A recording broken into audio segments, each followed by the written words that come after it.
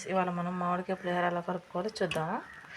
ముందుగా వేడి అన్నాన్ని చల్లారి పెట్టుకుని దానిలో కొంచెం నూనె, పసుపు వేసుకొని కొంచెం అలా పెట్టుకోవాలి. ముందుగా మామిడికాయ తురుముకొని కొంచెం ఉప్పు కలుపుకొని అలా పెట్టుకోవాలి.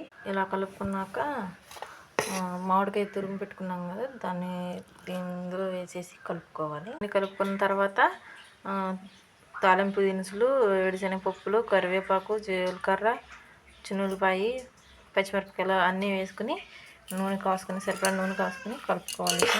అంటే ఇది నా స్టైల్లో పులిహోర అనమాట. అంటే నచ్చితే చేసుకోండి ఫ్రెండ్స్.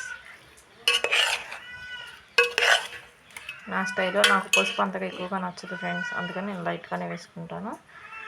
నచ్చితే లైక్ చేయండి, షేర్ చేయండి, కామెంట్ చేయండి, సబ్స్క్రైబ్ చేయడం మాత్రం మర్చిపోకండి ఫ్రెండ్స్.